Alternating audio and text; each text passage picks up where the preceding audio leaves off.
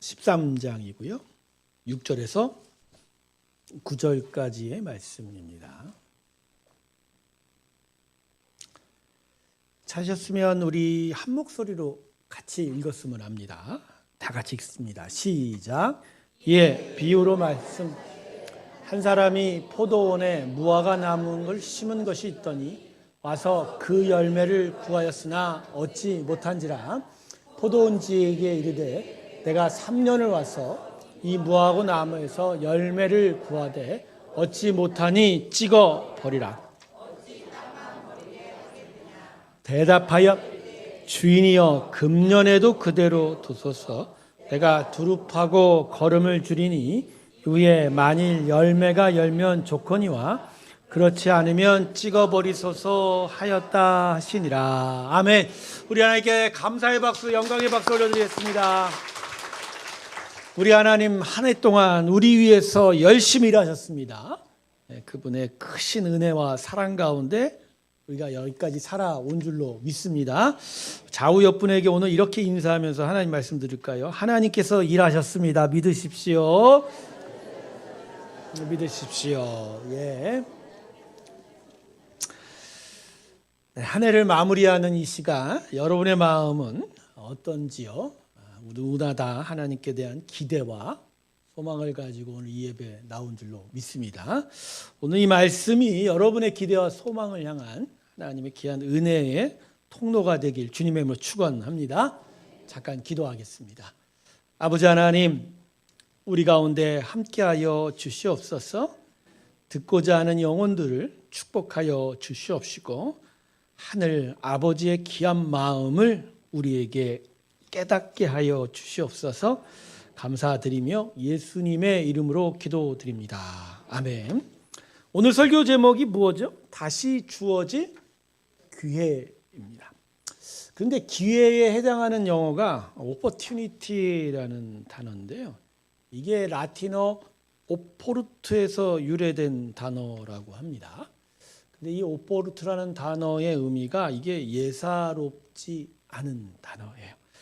고대 시대에는요, 항구들의 수심이 깊지가 않았어요. 그래서 평상시에 배들이 항구에 쉽게 들어올 수가 없었다고 합니다. 그러니까 물이 들어오는 때, 밀물때가 돼서야 배들이 항구로 들어올 수가 있었다고 하죠. 그래서 배들이 항구에 정박하려면요, 항구 근처에서 항구 안으로 밀물이 차기를 기다려서 그때에 맞춰서 항구에 접안을 해야 합니다.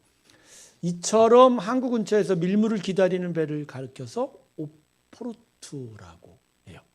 그러니까 이 오포르투라는 말 자체에는 밀물이라는 시간, 그 주어진 때만이 아니라 그때를 놓치면 안 된다라는 의미가 들어가 있는 거예요. 이때 놓치면 다음 밀물 때까지 한정없이 기다려야 하니까. 그러니까 기회라는 단어는요, 기본적으로 주어지는 때와 시간이라는 단순한 의미가 아니라 주어진 때를 기다리되 놓치지 말아야 된다는 강한 의미가 들어가 있습니다. 자, 오포르투라는 것으로 처음 시작을 했는데 믿음의 삶도 오포르투와 같습니다. 성도 여러분, 하나님의 은혜는 무작정, 한정 없이 우리에게 주어지는 것이 결코 아닙니다. 우주 만물의 창조자이신 하나님께서는요, 타락한 이 세상과 오염된 만물에 대해서 이젠 새롭게 갱신하실 생각을 가지고 있어요. 그래서 예수님을 이 세상에 보내신 겁니다. 보내서 우리 사람들을 일단 구원시키기를 원하는. 하지만 구원할 때까지는 은혜의 시간이죠. 하지만 이 은혜의 시간은 반드시 끝이 나게 되어 있어요. 그리고 나서 이 은혜의 시간이 끝나면 바로 어떤 시간이 찾아옵니까? 심판의 시간이 찾아옵니다. 천국이 아니라.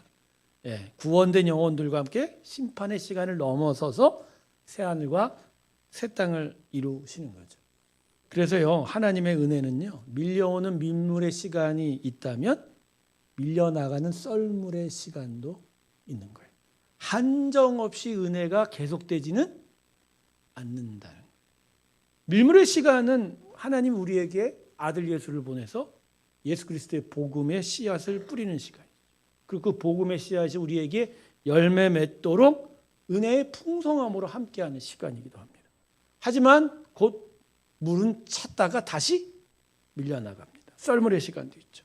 하나님의 자녀로서 살게 하신 것을 넘어서 반드시 우리로부터 열매 거두시고 결산하시는 때가 찾아오는 거예요. 여러분, 그래서 하나님이 뿌리셨다면 반드시 뭘 맺습니까? 없으면요. 열매 없으면 오늘 본문의 비유가 그것에서 이야기합니다. 자, 오늘 이 시간이 지나면 새해 2026년이 옵니다. 지금 보니까 한 27분 넘어가고 있네요. 그러니까 몇 분 남았습니까? 33분. 자, 이 짧은 시간 동안 생각 좀 해봅시다. 여러분, 올해 이 지나간 2025년 어떻게 보냈습니까? 잘 보내셨어요? 아멘이 아니고 이거는 믿는다는 잘 보내셨냐고요? 네? 네, 잘 보내신 분 있네요. 또 못 보내신 분 있습니까?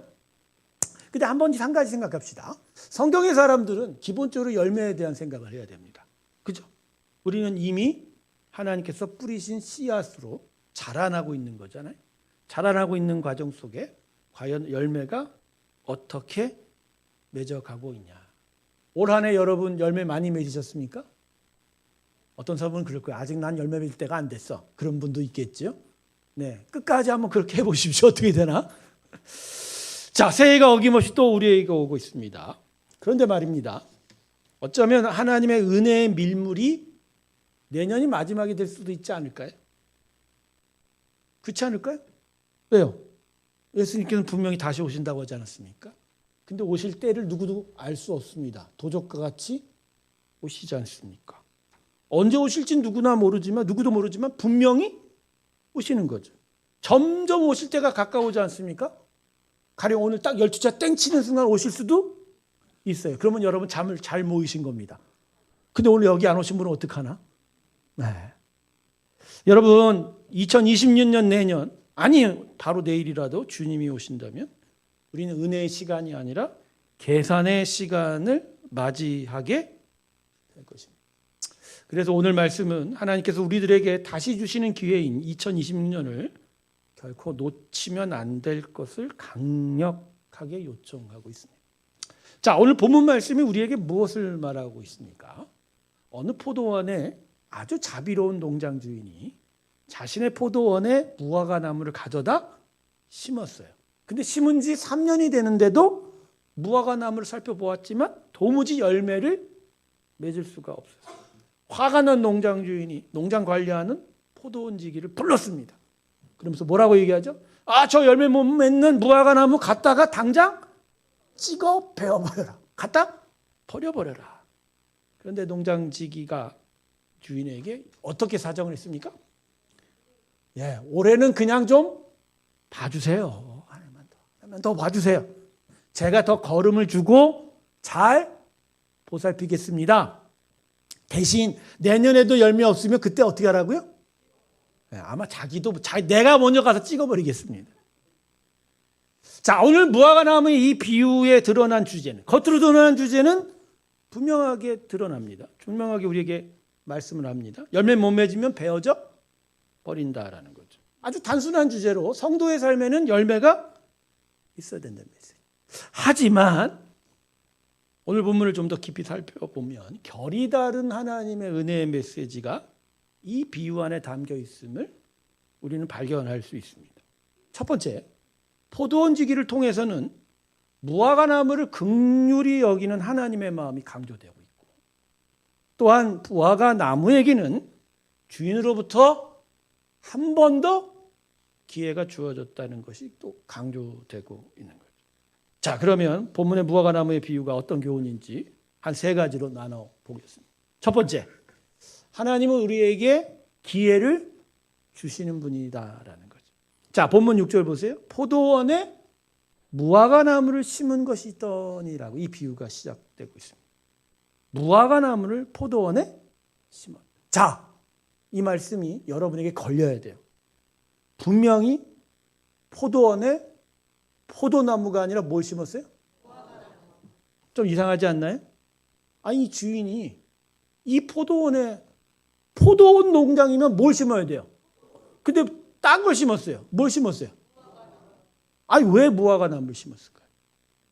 여러분 이스라엘 땅에는요 무화과 나무가 매우 잘 자랍니다. 사실 이스라엘 땅이 아니더라도 무화과 나무는 습성이 상당히 생식력이 좋다고 하네요. 뭐 그리 큰 도움이 없어도 어디에 심어도 항상 열매 잘 맺는 게 무화과 나무랍니다. 관리만 잘해주면 키가 12m까지 자란다는 보고도 있어요. 그런데 왕성한 성장력을 인해서 무화과 나무 주변의 나무들은 싹 다 전멸하는 거죠. 그죠? 그래서 뭐 과일 농사 짓는 분들은 농부들은 잘 알지 않습니까? 서로 상생막이 맞는 나무들이 따로 있다고 그러죠. 하나 잘못 심으면 그 주변에 있는 것들 열매 못 맺는다는 거죠. 그러니까 여러분 주인이 포도원에다가 무화과 나무 심는 건 포도 농사에 도움이 됩니까 안 됩니까? 잘못 심으면 포도원 다 망할 수 있어요. 그런데 이 포도원 주인이 미쳤나 봅니다. 무화과 나무를 갖다 심었어요. 왜 그랬을까요, 여러분? 열매 맺을까? 아니요. 무화과 나무를 불쌍하게 여겨서요. 물론 잘 자라긴 하지만 그냥 노지에 내버려두었다가 가령 날씨라도 한번 크게 굳게 되면 분명히 썩어버릴 것이고 또 사람들이 워낙 땔감이 없어서 그냥 갖다가 베버리면 그냥 죽어버리는 거 아니에요. 그러니까 그런 것들을 불쌍히 여겨서 내가 가지고 있는 잘 가꾼 농장에 이 무화과 나무 갖다 심어서 잘 관리하면 그죠? 노지에 심겨짐보다는 훨씬 더 많은 열매 맺을 수 있지 않을까 그렇게 생각해요. 그러니까 포도원 주인은 사실 이 무화과 나무에게 매우 좋은 기회를 준 거예요. 정말 좋은 기회를 주고자 한 거예요. 왜요? 무화과 나무를 귀하게 여겨서. 귀하게 여겨서. 자, 여러분 이 비유에서 무화과 나무는 누구를 가리키죠? 그래 잘 알았네. 우리예요. 우리를 얘기한 거예요. 그냥 죄로 인해서 하나님 품이 아닌 세상에서 그냥 막 살아야 되는 나무, 그 무화과 나무, 포도원이 아닌 노지에서 막 자라야 되는 그 무화과 나무가 바로 누구라고요? 우리예요. 여러분 우리의 태생이 뭐죠? 여러분 귀하게 태어나셨어요? 여러분 금수저든 은수저든 흙수저든 그 얘기를 하는 게 아니고 우리의 태생이 뭐라고요? 죄예요. 죄인이에요. 자기 자신을 보십시오. 우리가 어디서부터 시작하는 인생이에요? 죄인이에요. 태생이 뭐라고요? 하나님의 나라 그 거룩한 땅하고 어울립니까? 사실 하나님이 오늘도 예수 그리스도의 거룩한 보혈이 이 가운데 덮여져 있는데 그거 한꺼풀 걷어내면 우리의 뭐가 보여요? 추한 모습. 추한 모습 보여요.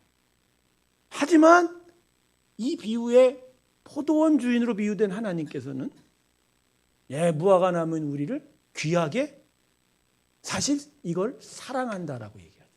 우리를 사랑하셔서. 그냥 내버려 두면 망하니까 어디다 갖다 데려오신 거예요?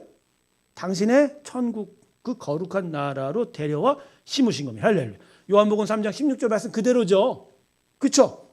멸망치 않고 우리에게 소중한 기회를 주신 거예요. 여러분 믿음의 인생은 바로 이런 겁니다. 더 이상 하나님의 거룩한 나라, 은혜의 나라 들어갈 수조차 없는 볼품없는 가치 없는 나무들인데 하나님께서 우리를 당신의 훌륭한 포도원에 가져다 심는 거예요. 그리고 정성 어린 수고와 돌봄을 통해서 풍성한 열매 맺게 하신 거예요. 할렐루야. 그게 누구라고요? 우리예요. 자, 그러니까 지나간 한 해를 돌이켜 봤을 때 하나님은 바로 이와 같이 우리에게 기회를 주시고 이와 같이 포도원에서 정성스럽게 가꾸셨고 이와 같이 우리에게 축복하셨습니다. 할렐루야. 이게 놀라운 거 아닌가요? 우리 다시 한번 하나님께 박수 드립시다. 그냥 박수 드리는 게 아니에요. 여러분 그 하나님의 그 축복, 그 은혜, 그 최고의 기회를 주신 그 은혜가 아니었다면 우린 살 수 없어요. 저는 제 인생에서 하나님의 그 기회가 뭔지를 뼈저리게 느낀 사람이었어요. 하나님의 은혜는 제 코에 달렸더라고요. 1994년에 그 극한 여름에 공황장애를 겪으면서 첫 입사를 해서 공황장애를 겪으면서 정말 어려운 그 시간에 숨이 안 쉬어져서 맥박수가 180사까지 뛰어오르는 가운데 제가 그때 느꼈어요. 제 생명이 어디 있다고요? 코에. 숨을 헐떡헐떡거리면서만. 근데 하나님이 제 코에 그 숨을 지켜주셨어요. 그걸 언제 느꼈는 줄 아세요? 이 숨 하나만 딱 멈추면 나는 가는 건데 멈추지 않더라고요. 그냥 붙들어 계신.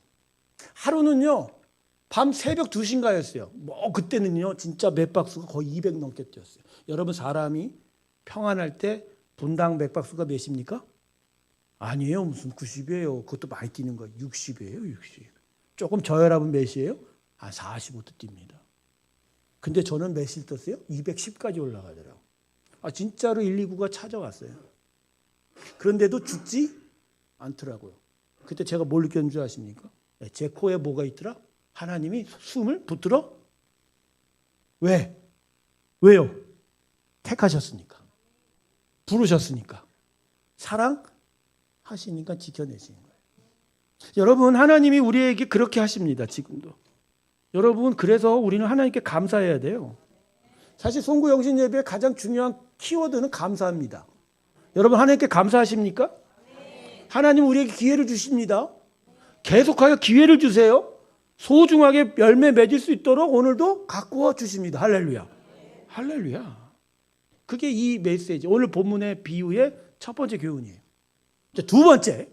근데 본문의 두 번째 교훈은 긍정적이지가 않습니다. 이렇게 하나님이 주신 기회 앞에서 사람은 그 기회를 계속 놓친다는 거예요.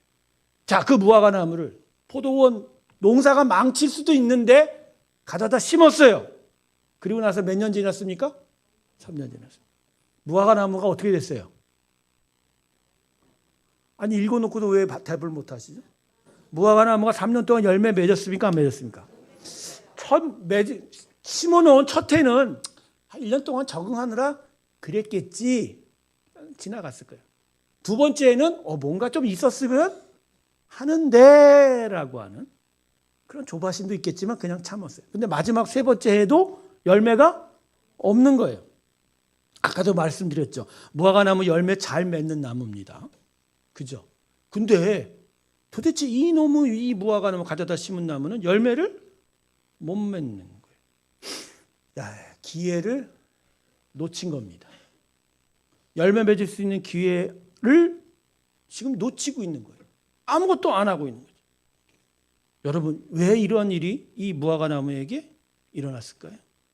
왜 이와 같은 일이 무화과 나무로 비유된 우리에게 나타나는가요?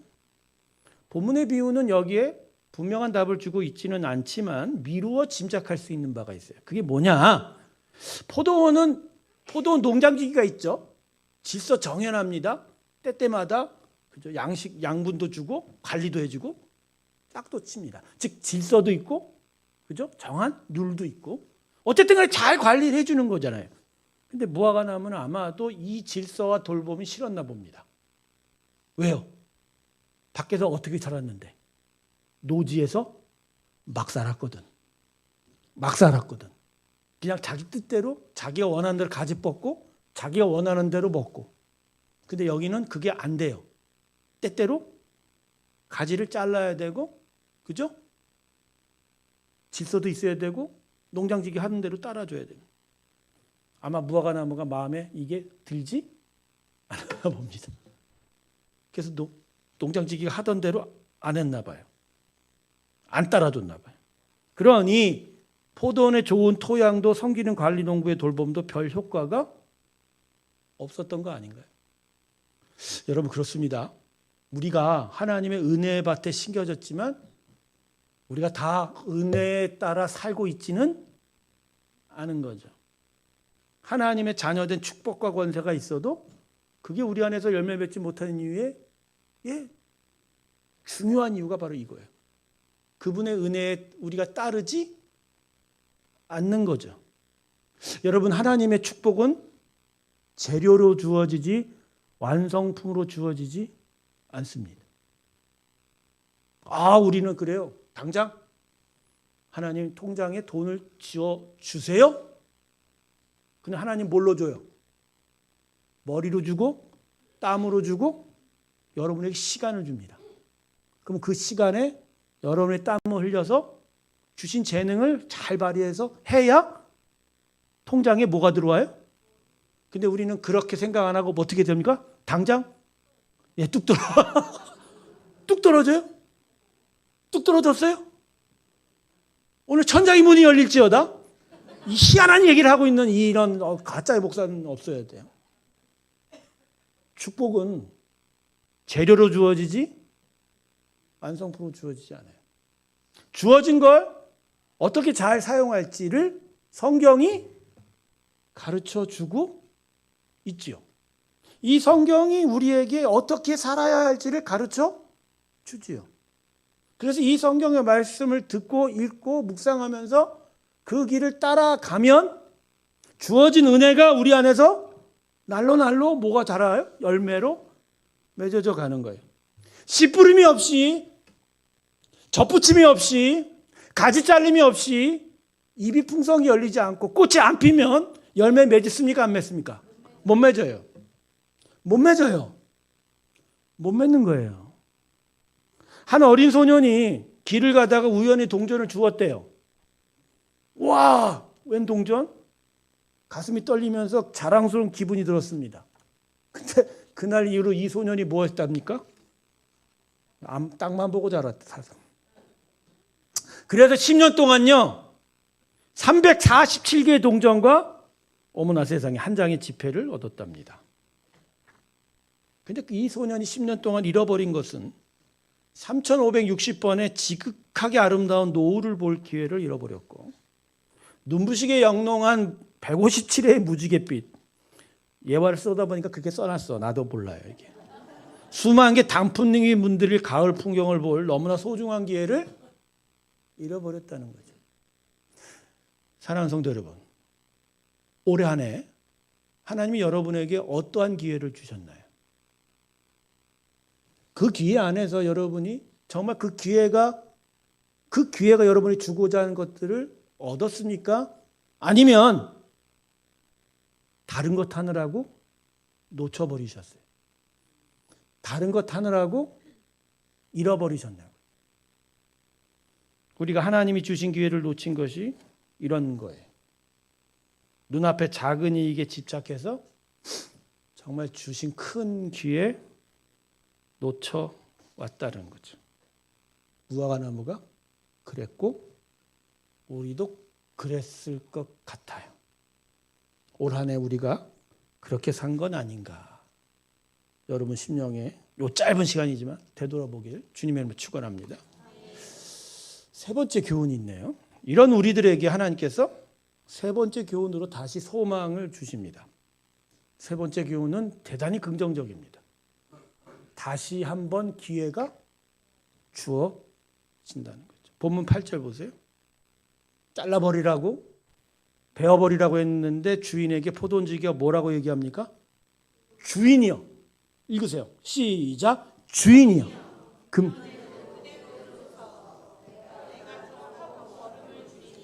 네, 한 번 더 기회 주세요. 대신 내가 더 정성을 다해서 가꾸고, 포도원 주인은 하나님입니다. 그럼 포도원지기는 누굴까요? 예수님이시죠. 여러분, 우리의 구원에, 우리의 삶의 유일한 중보자는 누구시죠? 예수님. 그분이 지금도 하늘 보좌 우편에 앉아 계셔서 뭐라고 계세요? 우리를 위해 중보. 오늘도 여러분을 위해서 중보하고 계십니다. 할렐루야. 예, 저 집사, 저 권사, 저 장로, 저 목사, 예, 또 한 해 기회 주세요. 기회 주세요. 제대로 살아갈도록 내가 책임질게요. 내가 책임질게요. 예수님이 하나님께 하는 일은 이거예요. 우리에게 다시 기회 달라고. 자, 여러분, 예수님이 이렇게 기회 달라고 하면 성부 하나님은 어떻게 하시죠? 들어주세요, 안 들어주세요? 예, 그게 기도의 능력입니다. 할렐루야. 하나님이 오늘도 우리를 기뻐 받으시는 건 누구 때문이라? 나 때문이 아니고 예수님 때문이에요. 예수의 중보 때문이에요. 예수의 보혈 때문이에요. 예수의 십자가 때문이에요. 할렐루야. 성경은 이처럼 기회를 놓친 자들에게 또 한 번의 기회를 주시는 긍휼의 하나님에 대한 이야기죠. 아브라함을 보십시오. 이 사람 기회 놓친 자입니다. 그죠? 분명히 자기 아내를 통해서 애 낳는다고 했어요. 근데 그거 안 믿고 뭐 했어요? 뭐 했어요? 하갈하고 짱짱짱 했어요. 그래서 누구를 낳았어요? 이스마엘. 기회를 놓쳤잖아요. 근데 우리 하나님 어떻게 하셨습니까? 다시 기회를 주셨죠. 그래서 아브라함이 이삭을 시내산에 올라가 하나님께 십계명판을 들고 받고 내려온 이스라엘 백성 앞에서 모세를 보십시오. 그날 이스라엘 백성이 그 십계명을 받았습니까? 못 받았습니까? 금송아지로 앞에 두고 만들어 놓고 춤추다가 하나님의 진노를 사서 십계명판이 깨졌어요. 기회를 놓쳤죠. 근데 어떻게 하셨어요, 하나님이? 그 다음에 어떻게 하셨어요? 하나님이 다시 모세에게 다시 십계명판 주셨죠. 베드로를 보세요. 몇 번 부인했어요? 기회를 놓쳤죠. 근데 하나님께 다시 기회 주셔서 예수님이 갈릴리에서 고기 잡던 베드로를 찾아가셨습니다. 참 감격스러운 장면이에요. 그냥 기회를 주시지 않았어요. 아침에 떡을 손수 구워 주시기까지 하셔서 다시 베드로에게 구원 주셨습니다. 내년이 오고 있습니다. 이제 12분 남았네요. 우리에게 또 기회를 주십니다. 올 한 해 실망시켜드렸지만 심각한 죄악 가운데 있었지만 또 기회를 주십니다. 그리고 그냥 기회 주시지 않죠. 그래 하나 더 줄 테니 네 알아서 해. 이걸까요? 아니에요. 사람은 그래요. 네 알아서 해. 하려면 해. 안 해요. 어떻게 합니까? 예수님이 이번엔 더 신경 쓰시겠다.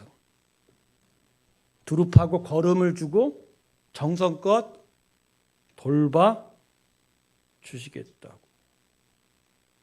근데 분명히 기억할 건 이 기회가 다시 돌아오는 건 무작정 주어지는 건 아닙니다. 본문 9절 보십시오. 예수님으로 비유된 포도원지기가 뭐라고 말합니까? 읽습니다. 시작.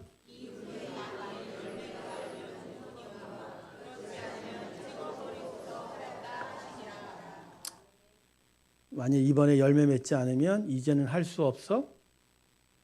포도원은 지켜야 되니까. 베어버릴 수밖에 없다는 거죠. 자, 성도 여러분, 이 이후에 이 비유에 나온 포도원과 무화과나무는 어떻게 되었을까요? 3년을 지나서 열매가 없었지만 한 해를 더 지났을 거 아니에요. 자, 그럼 4년째 됐는데 무화과나무가 어떻게 됐을까요? 아쉽게도 이 비유는 여기서 끝이, 이 미니 시리즈는 결론을 안 맺습니다. 왜 이 비유가 여기서 끝이 날까요? 왜 이 비유가 결말을 우리에게 말해주지 않을까요? 여러분, 이 비유의 결말은 포도원의 이 무화과나무에게 있지 않고 이 비유를 듣는 우리에게 있기 때문입니다. 결론이 누구한테 있다고요? 우리에게. 지금 잘했네요, 집사님. 결론이 우리가 아니라 누구죠? 실제로? 나예요. 다시 얘기합시다. 누구요? 그래서 이 비유가 도리어 우리에게 이 비유의 결말을 이렇게 묻습니다. 너는 이제 어떻게 할래? 여러분이 이제 어떻게 해야 합니까? 말씀을 뵙겠습니다. 포도원 가원지기의 관청은 너무나 소중하고 귀한 관청입니다. 그 관청으로 무화과나무가 베어져 버려지지 않았습니다. 네, 그렇습니다, 여러분. 지금 예수님의 간절한 일하심과 간청으로 우리는 오래 베어지지 않았어요. 그리고 또 1년 더 기회를 받아 하나님의 그 복된 포도원 농장에 계속 심겨져 있을 겁니다. 만약 이 예수님의 간청이 없다면 우리는 오늘 잘려졌을지도 모르는데 다시 하나님의 기대가 있고 예수님의 간청이 있기에 1년을 유예받았습니다. 이게 은혜입니다. 할렐루야. 이게 은혜입니다. 그래서 여러분 이제까지와 분명히 달라야 할 것입니다. 주님의 은혜로 또다시 1년을 유예받았는데 어차피 내년 말에도 또 1년 더 주실 거니까. 그죠? 우린 다 그러고 있잖아요. 80 드신 노인분들에게 묻습니다. 그러고 80년 살아보셨죠? 응? 쳐다보지 말라고요? 우리 성민이한테 물어볼게요. 너 그래도 한 몇 년 살았잖아. 너도 그렇게 살아왔니? 그러고 보니까 저도 그렇게 살아왔네요. 이 말씀이 오늘 우리에게 뭘 얘기합니까? 이제는 달라야 한다. 저도 여기서 설교를 마치려고 합니다. 결론 짓지 않고자 합니다. 사실 결론은 여러분에게 이미 있겠죠. 한 해 참 힘들고 어렵게 살아오셨습니다. 경제도 안 좋고 더더욱 주머니 사정도 힘이 들고 한 해 두 해 나이만 먹고 몸 움직이지도 않고 아픈 건 더더 아플 것 같고. 그러나 여러분 우리는 여기서 우리의 인생이 끝나지 않아요. 우리의 인생은 여기서 끝나지 않고 새하늘과 새 땅까지 갑니다. 거기 가야 돼요. 그게 우리의 삶에 대한 하나님의 기대예요. 그 기대를 계속 품으시면서 오늘도 우리는 하나님의 은혜 안에 또 한 해를 살아갈 거예요. 우리 하나님이 여러분을 지켜주실 줄 믿습니다. 그건 책임지실 거예요. 오늘 낮에 로마서 8장 마지막 부분을 했습니다. 그 어떤 피조물이라도 하나님의 사랑에서 우리를 끊을 것이 없죠. 누가 우리를 하나님 앞에서 죄 있다 할까요? 없습니다. 하나님은 우리를 사랑한다고 여전히 말씀하고 계세요. 그분이 우리를 그래서 책임지실 거라고 말씀하고 있어요. 근데 그 은혜, 그 사랑, 그 영원한 하나님의 구원의 은혜 앞에 과연 우리는 어떻게 살아왔냐라는 거죠. 복되고 소망 가득한 새해가 되길 주님의 이름으로 축원합니다. 다만 내년은 조금이라도 더 달라집시다. 내년은 올해보다는 좀 더 분명하게 삽시다. 내년은 그래도 지금보다 더 믿음 있게 삽시다. 할렐루야. 그렇죠? 그게 하나님이 우리에게 오늘 원하시는 거예요. 그 은혜 안에서 우리는 하나님을 더욱더 기대할 것입니다. 우리 사랑하는 새롭게 성도 여러분 사랑합니다. 하나님의 귀한 복이 저와 여러분 가운데 있길 주님의 이름으로 축원합니다. 우리 다 같이 합심 기도해서 올 한 해를 마감하면서 새해를 향하여 나아갈까요? 송구영신 예배 꼭 12시에 마치라는 법 없지 않습니까? 우리가 뭐 세상 사람처럼 1, 2, 3 땡 그런 거 아니지 않습니까? 기도하면서 한 해를 넘어가는 거예요. 자, 첫 번째 기도 제목입니다. 다시 주어진 기회가 이번에도 주어질 건데 내년에는 이 기회를 정말 열심으로 응답하고 믿음으로 살아서 정말 열매가 풍성히 열리는 한 해가 되기 원합니다. 하나님 다시 주어진 기회를 잘 이용하는 저의 한 해 2026년의 해가 되게